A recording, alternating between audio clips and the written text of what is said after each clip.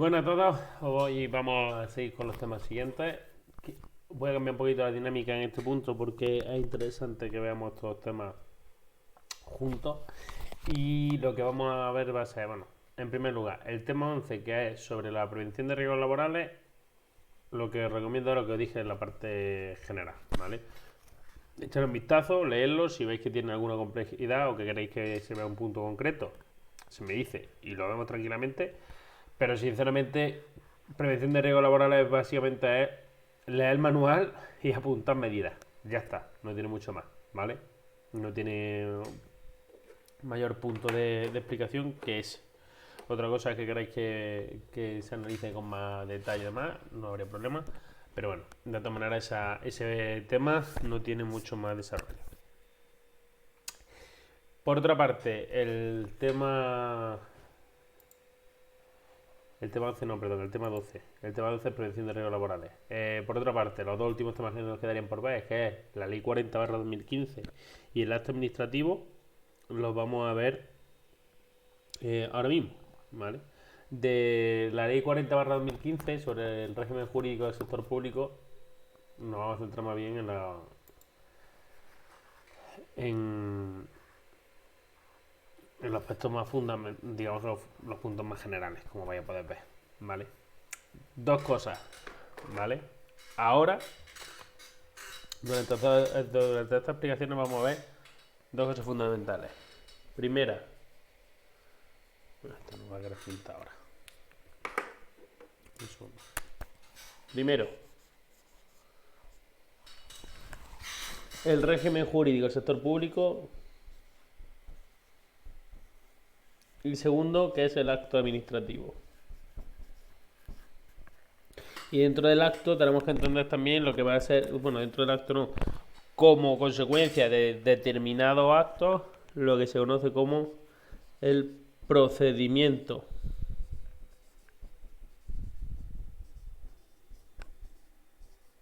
administrativo. ¿Por qué? Porque esta es la base de vuestra posición. Esto es lo que tenéis que aprender a hacer.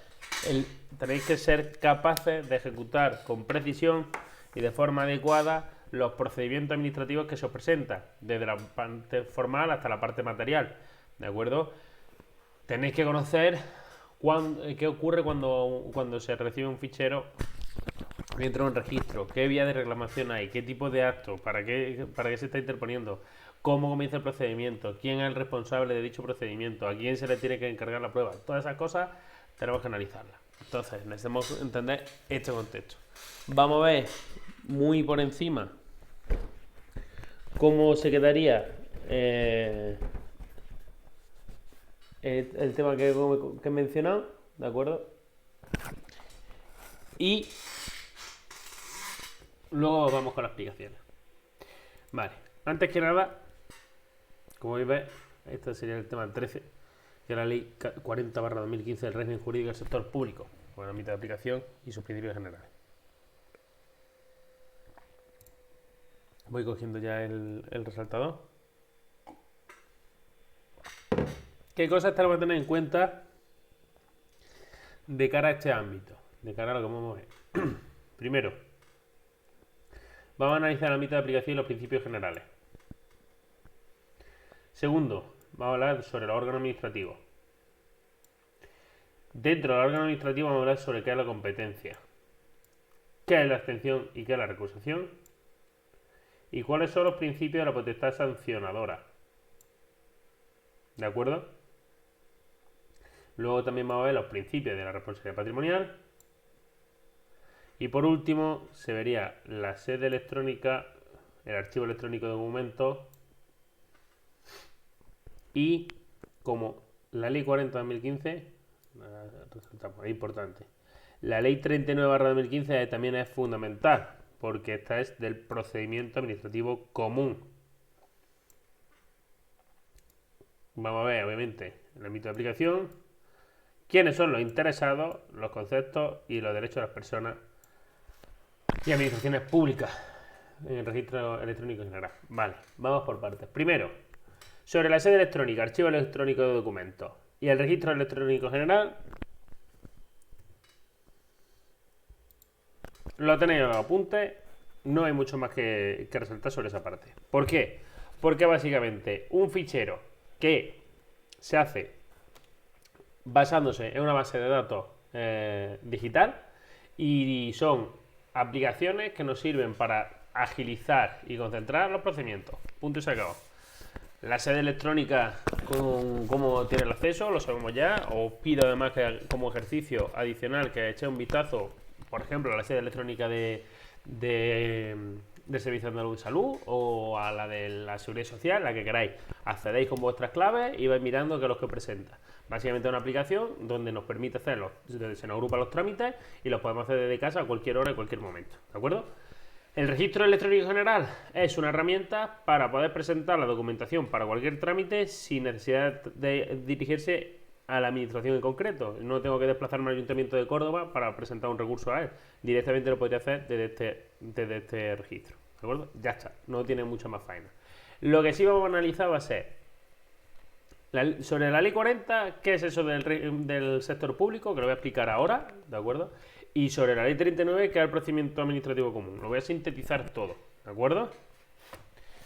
¿Por qué hago esto? Muy sencillo, porque de nada sirve que os leáis el tema o que yo me ponga a leer el tema, ¿de acuerdo? En este caso, porque esto es comprender la materia de la que se está hablando para poder ejercerla bien. Entonces, tenemos dos leyes fundamentales, una es la ley 40, una es la ley 39. La ley 40, ¿de acuerdo? La ley 40 es la que regula el régimen jurídico del sector público. ¿Qué quiere decir esto? Que va a ser la ley encargada de definir conceptos fundamentales dentro del sector público. Por ejemplo, ¿de acuerdo? A ver.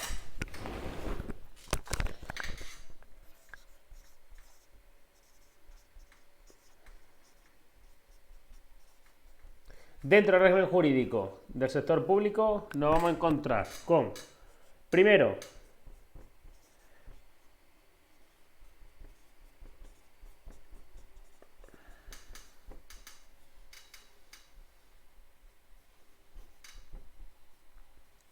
con algo que se conoce como administración pública.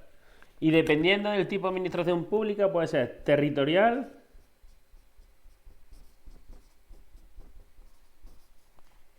o puede ser instrumental.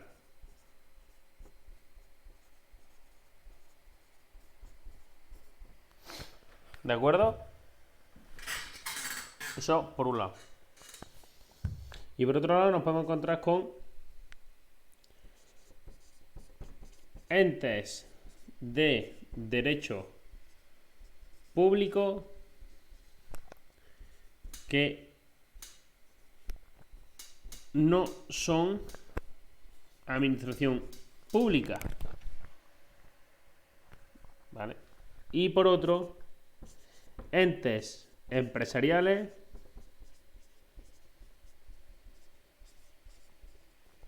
públicos. Estos son los tipos, un segundito, lo tenéis ahí. Estos son los tipos de entes que nos encontramos dentro del régimen jurídico del sector público. ¿De acuerdo?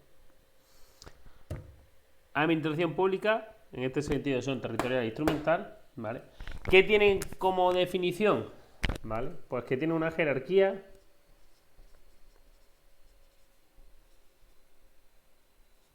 tienen competencia. Ahora vamos a hablar de qué es competencia.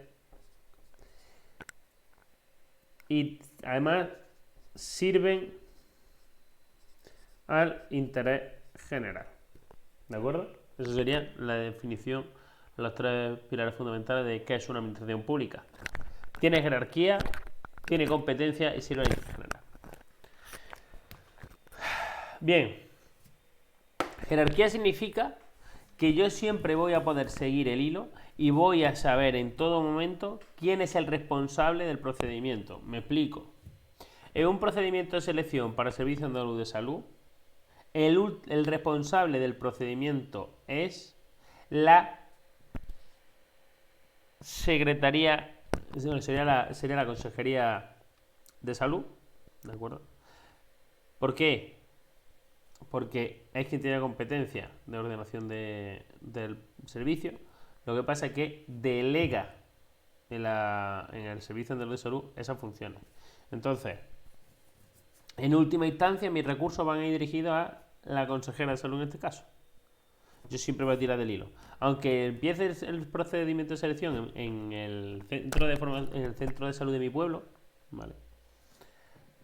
Y yo vaya al jefe de personal de allí, el jefe de personal de ahí responde ante el jefe de personal del hospital, por ejemplo. Y este a su vez de referencia, del hospital de referencia. Y este a su vez responde del responsable en materia de contratación de la Dirección General del Servicio Andaluz de Salud. Y esto a su vez de la Dirección de Gerencia. Y esto a su vez del viceconsejero de la Consejería de Salud. ¿De acuerdo? Porque recordemos que el SAS, la Dirección de Gerencia del SAS, tiene el rango de viceconsejería. Es decir, no rinde cuenta al viceconsejero, sino directamente a la consejería. ¿Vale? Entonces esa es la jerarquía. O dicho de otra manera, otra idea, jerarquía, ¿vale?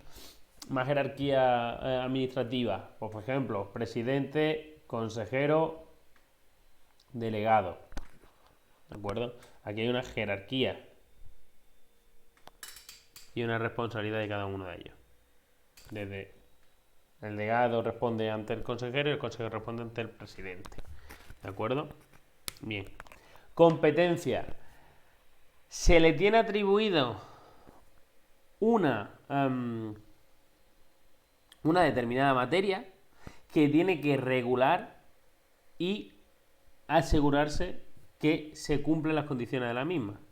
¿Qué quiere decir esto? Por ejemplo, el SAS tiene atribuida la competencia, el Servicio Andaluz de Salud tiene atribuida la competencia de guardar la salud pública en el territorio andaluz. ¿Qué significa? Que sus órganos se tienen que encargar de controlar todas las materias posibles para evitar que se incumpla su propósito. De esta manera, por ejemplo, se van a encargar de hacer campañas de prevención de las diferentes enfermedades, van a llevar calendarios de vacunación, van a llevar también los medios oportunos para curar las enfermedades que estén dándose, etcétera. ¿De acuerdo? Y por último, tendríamos que sirve de interés general, es decir, que como última instancia, su propósito no es el ánimo de lucro, sino el servir a la ciudadanía, que para eso se han creado. ¿De acuerdo? Bien, la administración instrumental de la territorial se diferencian en una cosa. La territorial es política, la instrumental se crea para un fin concreto. Por ejemplo, una administración instrumental, el SAS, ¿vale? Una administración territorial, por ejemplo,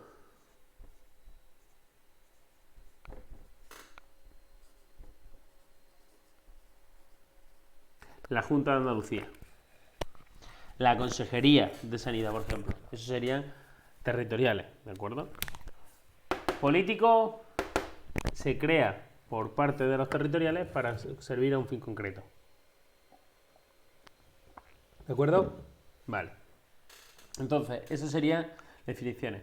Entes de derecho público que no son administración pública. Por ejemplo, los colegios profesionales.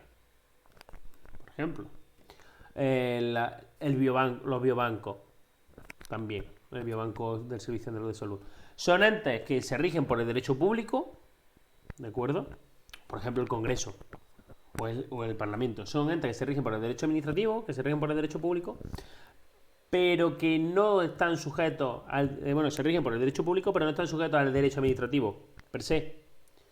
¿De acuerdo? O que no están sometidos a esa jerarquía, sino tienen otros fines distintos. Y por último, entes empresariales públicos son aquellos que se sujetan al derecho privado y que son empresas, pero que tienen un tanto por ciento de participación pública. Esos serían los que tenemos aquí estructurados. ¿De acuerdo? Eso para empezar.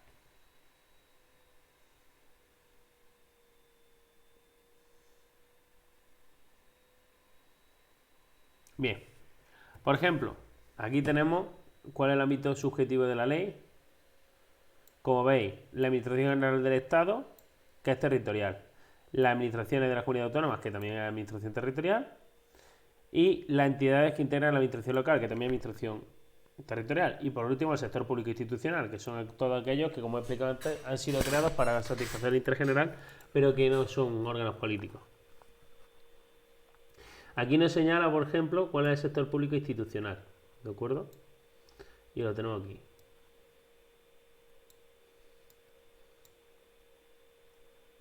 Los principios generales, importante tenerlos en cuenta porque van a ser los que rijan la actividad administrativa. Los marcos serían servicio efectivo a la ciudadanía, simplicidad, claridad y proximidad del ciudadano, participación, objetividad y transparencia de la actuación administrativa, racionalización y agilidad de los procedimientos administrativos y las actividades materiales de gestión, buena fe, confianza legítima y lealtad institucional, responsabilidad para la gestión pública, planificación y dirección por objetivo y control de gestión y de evaluación de los resultados de las políticas públicas, eficacia en el cumplimiento del objetivo fijado, economía, suficiencia y adecuación, eficiencia y utilización de los recursos, cooperación, colaboración, coordinación, ¿vale? Cooperación están en una misma sintonía, todos ponen de su parte para que se lleve a cabo un objetivo. Colaboración, dos o más administraciones públicas buscan un mismo objetivo y juntas lo llevan a cabo. La cooperación es que se intercambian recursos para que cada uno consiga su propio objetivo. Y la coordinación, el Estado, la administración más grande, en este caso la estatal, pone en orden a la autonómica y a las locales para que hagan lo que se tiene que hacer en ese momento. ¿De acuerdo?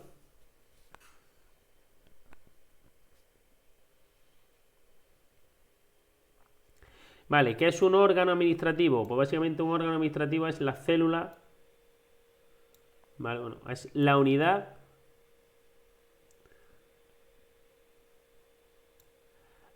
a la que se le atribuyen funciones que tengan como efectos jurídicos frente a terceros.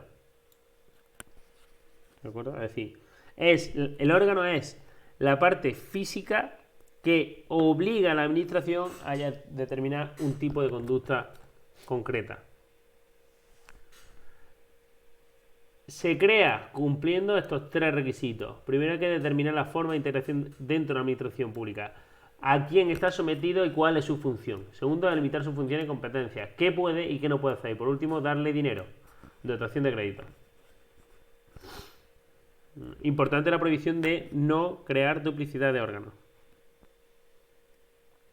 ¿Qué son las instrucciones de la orden de servicio? Básicamente son herramientas para que el órgano superior encomiende tareas al inferior, ¿vale? ¿Qué son los órganos consultivos? Son aquellos a los que se le van a pedir informes que no tienen carácter obligatorio. Y ahora vamos al quid de la cuestión, que es la competencia. La competencia la tenemos aquí, ¿de acuerdo? Conjunto de atribuciones que tienen asignadas como la medida de poder que corresponde a cada órgano. Lo he dicho de una manera determinada. La competencia es la capacidad que tiene el órgano de tomar decisiones y hacerlas efectivas en una materia concreta. Tenemos que tener en cuenta los ámbitos distintos de la competencia, está el enfoque territorial, hasta dónde están los límites físicos de la misma, el ámbito funcional, qué capacidad tiene ese propio órgano de llevarla a cabo, el ámbito material, cuál es el objeto de esa competencia, y el jerárquico estructural es que cómo se va a componer. Aquí tenéis diferentes ejemplos.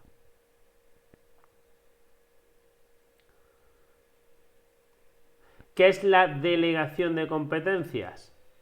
La delegación de competencias es una figura en la que le permite al órgano superior dejar a su inferior que lleve a cabo las acciones que son obligatorias para él. Por ejemplo, lo que hemos visto en los temas anteriores de cómo la Consejería de Salud da a la Secretaría General Técnica la capacidad de control del gasto y está delegando en sí esa competencia, ¿de acuerdo?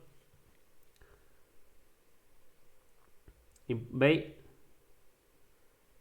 siempre es delegar el ejercicio en otro órgano de la misma administración.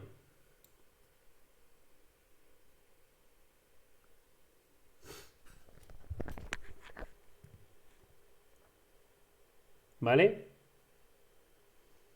Aquí nos dice la excepción en las que no se concibe la delegación de competencia, lo cual es importante que la tengamos en cuenta porque esto lo pueden preguntar en el examen. ¿Qué es la avocación? Avocación es el efecto contrario, es que el órgano superior, ¿vale?, pide para sí el conocimiento de uno o varios asuntos cuya resolución le corresponde ordinariamente o por delegación a su órgano administrativo dependiente. Es decir, la vocación es que la competencia que te he cedido a ti, que eres el órgano inferior, se devuelva a mí para que ese asunto concreto yo lo conozca. ¿Qué es la encomienda de gestión? Realización de actividades de carácter material o técnico de una competencia que puede ser encomendada a otro órgano o entidad de derecho público de la misma o distinta administración.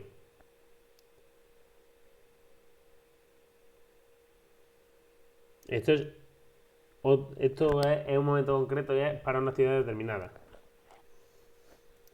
La regla de la encomienda de gestión la encontramos aquí. La delegación de firma simplemente es el titular va a poder delegar la firma de sus resoluciones y actos administrativos a los titulares de órganos o unidad administrativa de los que ellos dependen. Es decir, que en un momento dado yo no puedo acudir, la consejera no puede acudir y no puede firmar una publicación y lo va a hacer el viceconsejero por delegación de firma, ¿vale? No afecta a la eficacia del acto porque al fin y al cabo luego el que delegó la firma va a tener que refrendar dicha situación. La suplencia es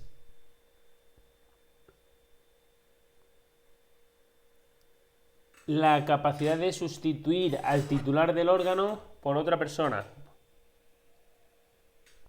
durante un tiempo determinado. ¿Vale?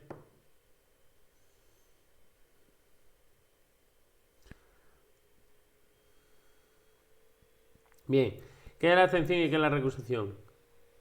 Abstención.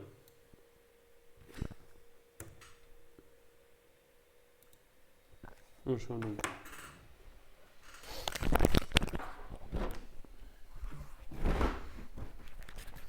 Vale. Estas son cosas que creo que si lo vemos ahora va a ser mucho más sencillo de cara al estudio luego. A ver. Abstención y recusación son dos caras de una misma moneda. Una tiene consecuencias, la otra no. Me explico. La abstención, el órgano administrativo, la persona titular del órgano administrativo que está llevando a cabo el procedimiento, ¿vale?, sabiendo que no puede conocer de ese procedimiento porque no es imparcial, da aviso a su superior jerárquico para abstenerse, para retirarse de conocer de ese asunto. Entonces, el procedimiento se para un segundito, se cambia el titular y se acabó. ¿De acuerdo? Yo, que no puedo conocer de un asunto determinado porque los sujetos los conozco, no puedo ser imparcial y demás, pido abstenerme para que conozca a mi compañero. ¿Vale? Eso por un lado. No hay consecuencias, ¿por qué? Porque yo he hecho lo que tenía que hacer, es que al ser que no soy imparcial, me retiro. Entonces el que conoce otro y ya está. ¿La recusación qué es? Es esa situación en la cual yo, debiéndome haber abstenido como funcionario que no está cumpliendo con la imparcialidad correspondiente, Yo, como funcionario que debió haberse abstenido porque no era imparcial, no lo he hecho. Y entonces el interesado que sabe que no debería estar conociendo pide que me quiten de en medio porque yo no debo conocer y justifica el por qué yo no debo conocer, que son las causas que tenéis puestos en los apuntes, ¿de acuerdo? Como puede ser, por ejemplo, enemistad manifiesta. Entonces, al señalar eso, lo supervisa mi superior jerárquico y si lo aprecia efectivamente me quita del caso y conoce otro. ¿Hay consecuencias? Sí, porque se me puede exigir a mí la responsabilidad derivada de aquella acción por no haberme abstenido cuando tenía la obligación de abstenerme. Entonces, la abstención y recusación son dos herramientas que nos permiten sustituir al órgano competente en la materia del procedimiento que se está ejerciendo porque no es, imparcial. Entonces hay que removerlo. Una manera es de forma voluntaria, me abstengo y no pasa absolutamente nada, y otra forma es de forma forzosa, que es te recurso. Entonces hay consecuencias por tu parte. Eso sería la abstención y la recusación. ¿De acuerdo? ¿Cuáles son los motivos de abstención? Los tenéis que marcar. Vaya por Dios. ¿Qué es la recusación? Pues ahí lo tenéis definido. Y el procedimiento lo tenéis plasmado. Vale, ¿qué es los principios de la protección sancionadora? Principio de legalidad. Todo tiene que estar escrito en una norma. ¿De acuerdo? Se va a ejercer cuando haya sido expresamente reconocida por una norma con rango de ley. Y retroactividad. No se me puede condenar por algo que en ese momento no era infracción. Tipicidad. Se tiene que describir la causa concreta del hecho ilícito y la sanción correspondiente y marcarlo en su gravedad. Responsabilidad. Se tiene que crear un nexo causal entre el hecho ilícito, la conducta de la persona y su capacidad de discernir si estaba bien o mal lo que está llevando a cabo. Proporcionalidad. A las infracciones leves se le atribuyen sanciones leves. A las infracciones graves se le atribuyen sanciones graves. A las infracciones muy graves se le atribuyen sanciones muy graves. Prescripción. Básicamente la norma de cuándo dejan de computarse estas infracciones, estas sanciones. Es decir, el tiempo que yo tengo para llevar a cabo el ejercicio de investigación y de castigo por llevar a cabo una infracción. Y aquí tenéis cuándo son, por ejemplo. Infracciones muy graves, 3 años. Grave, 2 años. Y leve,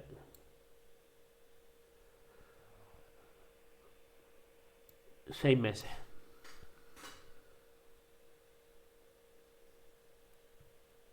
No se permite la concurrencia de sanciones. No se puede castigar 2 veces la misma acción. Los principios de responsabilidad patrimonial. Esto es el anverso. Esto básicamente es en qué momento la administración nos debe indemnizar por su mal funcionamiento. Aquí nos habla de 3 tipos de responsabilidad patrimonial, ¿de acuerdo? Que esto de todas maneras le voy a dedicar un monográfico esta semana sí, más largo, porque tiene mucha más miga de lo que parece y va a ser más interesante que se vea de otra forma. Por un lado tenemos la responsabilidad del Estado legislador, ¿vale?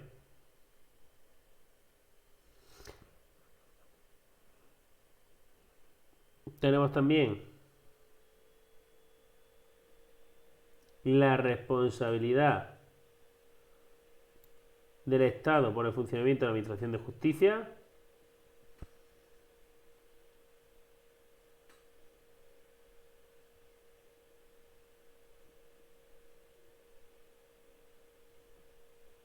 Y me la salté. La responsabilidad patrimonial de la propia Administración Pública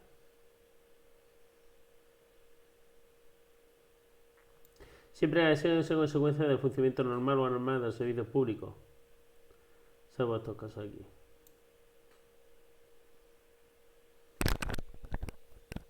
Esos serían los tipos de responsabilidad patrimonial. Sobre el procedimiento administrativo común. Importante, en España solo existe un solo tipo de procedimiento, que es el procedimiento administrativo común. Es como un molde que yo voy cambiando los módulos para que se adapte a lo que yo necesito. El procedimiento administrativo común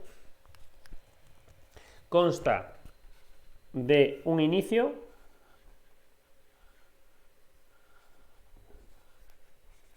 una instrucción, va a ser más, consta de un inicio, una ordenación, una instrucción,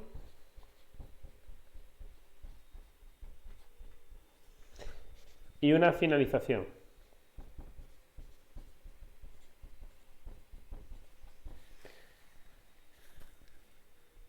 Regla memotécnica y OIF. Inicio, ordenación, instrucción y finalización. Y OIF. Fase de inicio. Tenemos que tener en cuenta si el procedimiento se hace de oficio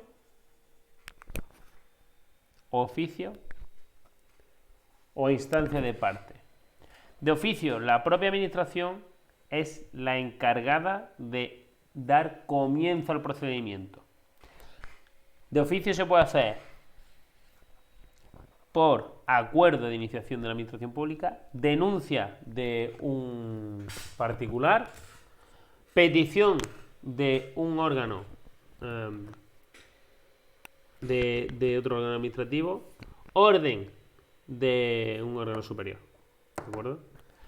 Y luego tenemos los procedimientos de instancia de parte, que solo lo inicia el propio interesado. Yo quiero reclamar una responsabilidad patrimonial, no se puede iniciar de oficio la responsabilidad patrimonial, tengo que ser yo la que lo solicite en los tiempos y de la forma que se me señala en la ley. Eso es el inicio. Dentro, luego tendríamos lo que es la ordenación. La ordenación es la fase en la que se numera el expediente, es decir, se le pone un número, se dice cuándo, en qué fecha entró y va a ser la que se encargue de recoger y preparar todos los trámites de cara a su instrucción. La instrucción es la parte más activa, por así decirlo, porque aquí vamos a tener todo lo que tiene que ver con materia de prueba. Aquí vamos a tener la actividad probatoria.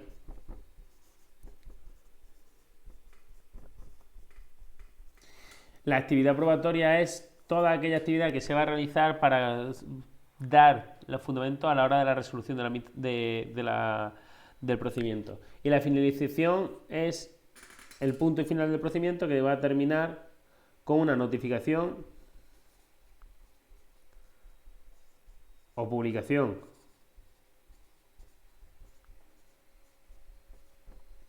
o, esto siempre y cuando sea de forma expresa, o puede terminar también de forma presunta,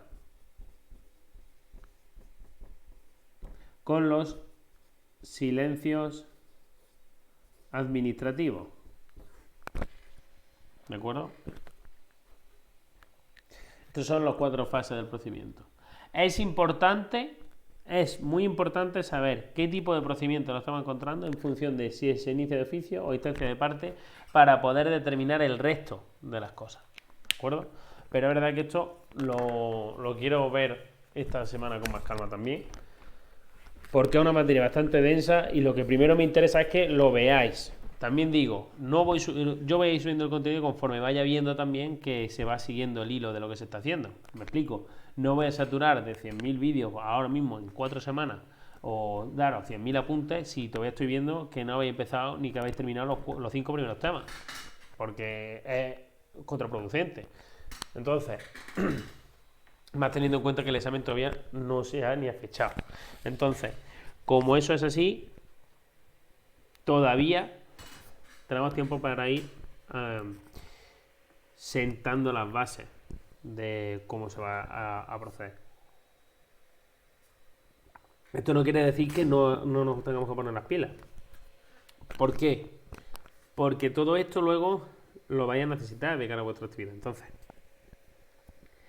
quiero que podáis repasar las cosas, que apuntéis todas las dudas que podéis tener para luego trabajarlas en ese punto. Procedimiento administrativo, 4 fases. Iniciación, ordenación, instrucción, finalización. Inicio de oficio a instancia de parte. Ordenación, se pone el código de numeración y ya está. Instrucción, se tiene en cuenta todo lo que sea necesario para llevarlo a cabo la resolución. Y finalización, de forma expresa, con el papel que me dice que se ha terminado el procedimiento, o de forma presunta con el silencio administrativo. Eso sería por ahí.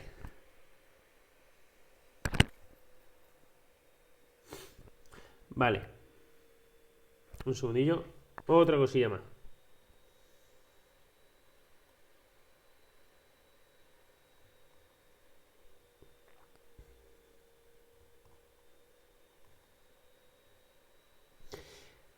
Otra cosa más es quiénes son los interesados, cómo se engloba esto dentro del propio temario, dentro del propio procedimiento.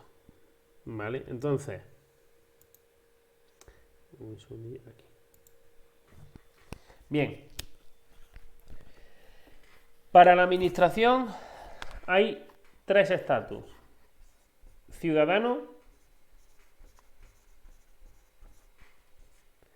administrado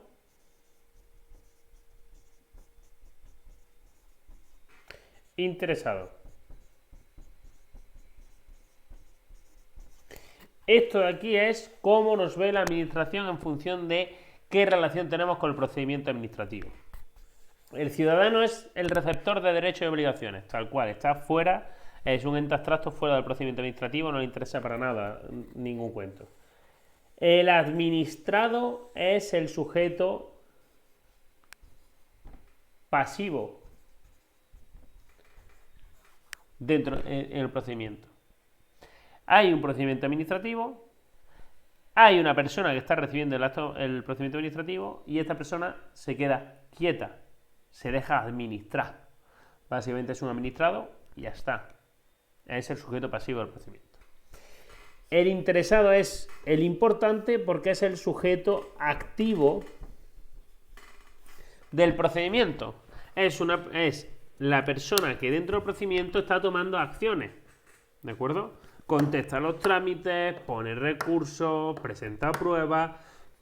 Está siendo un interlocutor activo con la administración para llevar a cabo esa actuación. Por ejemplo, si a mí me multan y yo pago multa, soy un administrado. Me llega el Guardia Civil, me da el papelito, pago en ese mismo momento, administrado. Han cobrado y se acabó.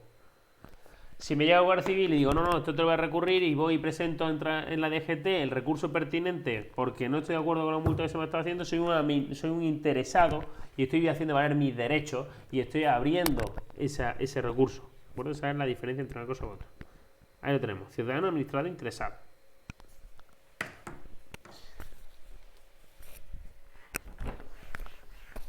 Y esto sería el tema 13. Sí, el tema 13. Lo que viene siendo la ley 40 de la ley 39 del procedimiento administrativo. Y ahora vamos a ver lo que es el acto administrativo. ¿Vale? Había comentado ya anteriormente qué es. Vale. ¿Qué es el acto? De todas maneras voy a decir. Dentro de un procedimiento, mejor dicho, el procedimiento es el resultado de una cadena ininterrumpida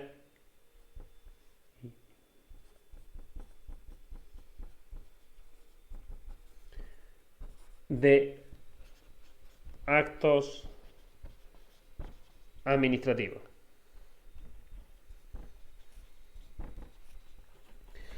Para que veáis la idea, los actos administrativos son las células del cuerpo del procedimiento y de otra manera el acto es la expresión de voluntad de la administración pública. Por lo tanto, es importantísimo. ¿De acuerdo? El propio acto tiene diferentes naturalezas dependiendo del contexto y el tipo y la situación. Entonces, del acto administrativo tenemos que tener en cuenta que puede ser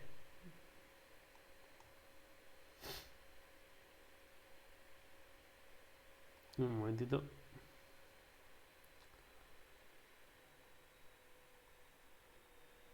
El acto administrativo en función de el sitio del procedimiento puede ser un acto trámite o un acto resolutorio.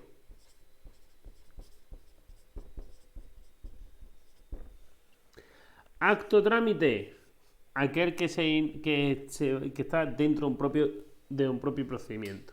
Dentro de los trámites tenemos los simples y los cualificados. Los simples no dan lugar a recursos administrativos y los cualificados sí. ¿Por qué? Porque el cualificado, ¿vale?, decide tácitamente sobre el fondo del asunto. Eso lo veremos más adelante. El acto resolutorio pone fin al procedimiento. Y este acto resolutorio en función de una cosa a otra puede ser firme o definitivo. Puede ser firme si cabe recurso ante él o puede ser definitivo si no cabe recurso. Puede ser expreso o puede ser presunto. Expreso es si se me ha dado un papel con la resolución o presunto si se me está guardando un silencio administrativo. Aunque esto es una ficción que ya se verá en los complementarios. ¿De acuerdo? Entonces digamos que esos son los tipos de acto administrativo en función de cómo se encuentra con el propio procedimiento. El acto también puede ser en función de... Un segundillo, voy a borrar esto. En función de cómo se recibe, puede ser notificado o puede ser publicado. El notificado se da la carta como tal, publicado en un momento en que no se puede notificar o el acto va dirigido a múltiples personas. Madre mía, esto se me ha quedado fatal.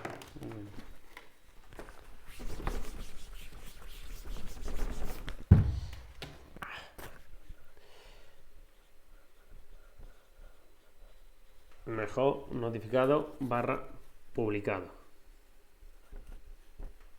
Esto es importante porque es mentira que el procedimiento administrativo y el acto se dividen en que el procedimiento o el reglamento, bueno, el procedimiento no, el reglamento, que siempre se lee en la teoría que el reglamento se publica y el acto se notifica, es mentira. Hay actos administrativos que se publican. El ejemplo, las bases de las convocatorias de las ofertas públicas de empleo. Estos son actos administrativos publicitados. Entonces esto lo tenemos que tener en cuenta. ¿De acuerdo? Bien. Como estábamos comentando antes, porque la administración además tiene una obligación de resolver. ¿Vale? Normalmente está entre 3 meses a 6 meses, dependiendo del procedimiento, y esto nos lo va a señalar, ¿de acuerdo? Entonces, los actos, cuando la administración no resuelve, lo que nos está dando es un silencio administrativo. El silencio administrativo es una ficción jurídica. ¿Qué quiere decir? Bueno, lo voy a poner más arriba, mejor. ¿Qué quiere decir que una ficción jurídica? Significa que no se debería dar, pero nosotros presumimos que se da de esa forma porque necesitamos agarrarnos a algo para resolver el procedimiento. Entonces, el silencio administrativo tenemos que analizarlo. Bueno, el silencio administrativo en función de si da o no da, la respuesta es positivo o negativo, ¿vale? Pero para leer esto bien tenemos que entender primero qué ocurre con el silencio administrativo en los actos, en los procedimientos, perdón, de oficio, y qué ocurre con el silencio administrativo en los procedimientos que son a instancia de parte. En los procedimientos que son de oficio, ¿de acuerdo? El silencio administrativo siempre va a ser negativo. Es decir, que desestima, ¿vale? Y en los procedimientos sancionadores,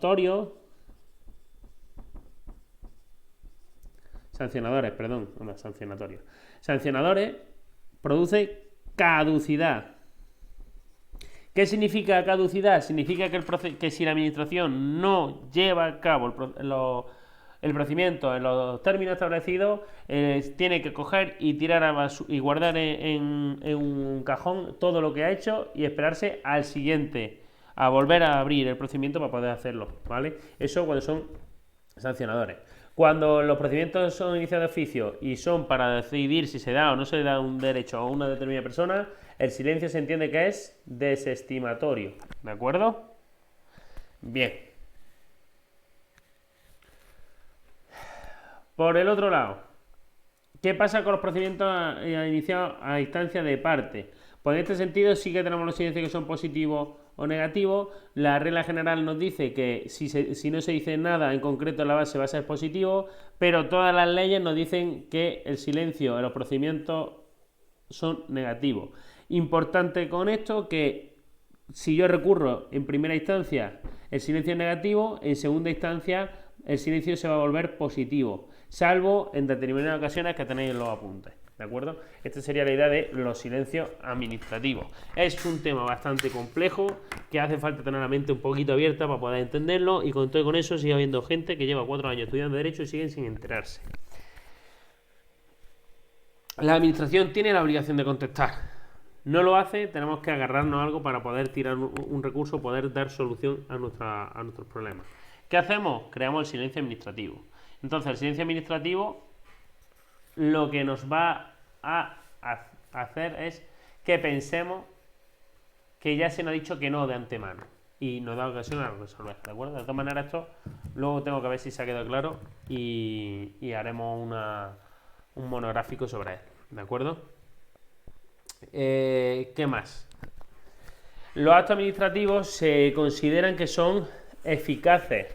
Significa que de por sí, el momento en que se llevan a cabo el acto, el momento en que nace el acto, despliega sus efectos jurídicos, excepto los sancionadores.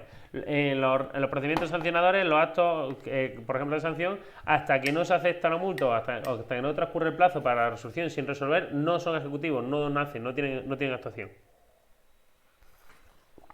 Es una nota importante. Y otra cosilla, diferencia entre nulidad, anulabilidad.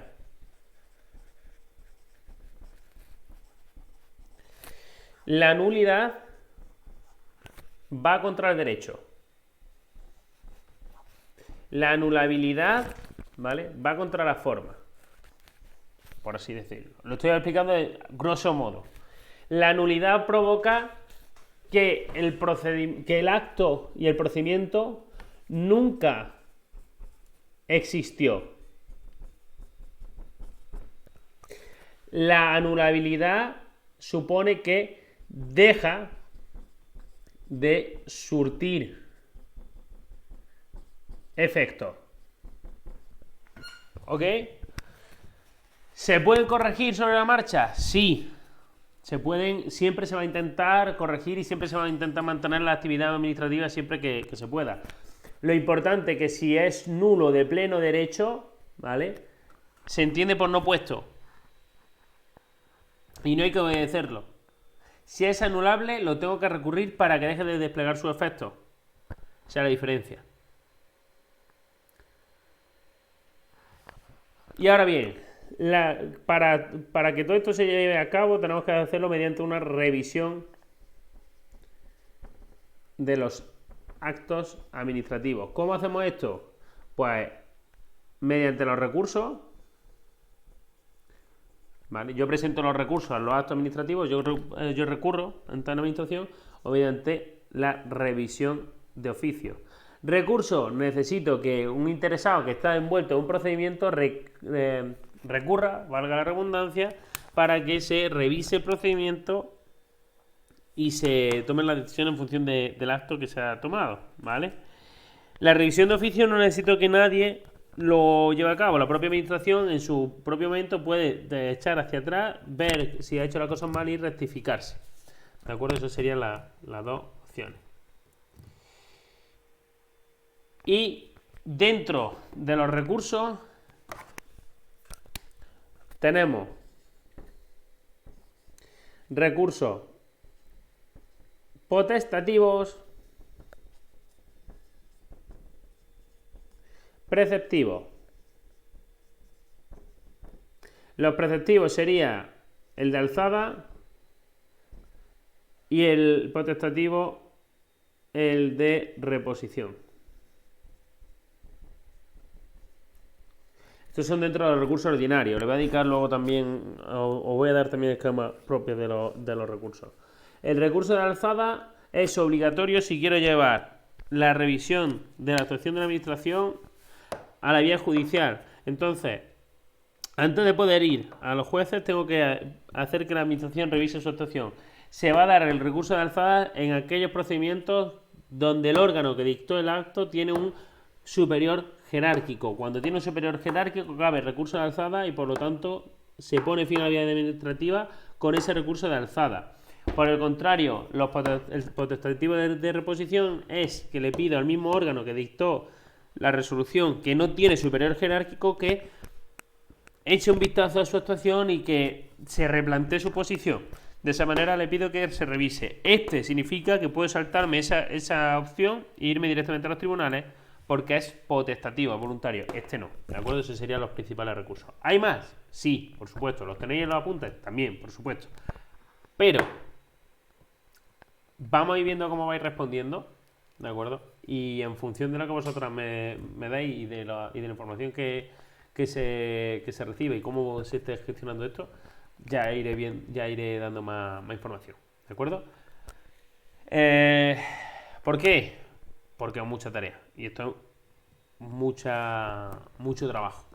Así que nada, espero que tengáis una feliz semana. Nos vamos viendo. Estoy todavía ajustando la plataforma, que se complica un poquito más la cosa, pero bueno, no dejaremos de funcionar y de sacar esto hacia adelante. Que tengan una buena semana.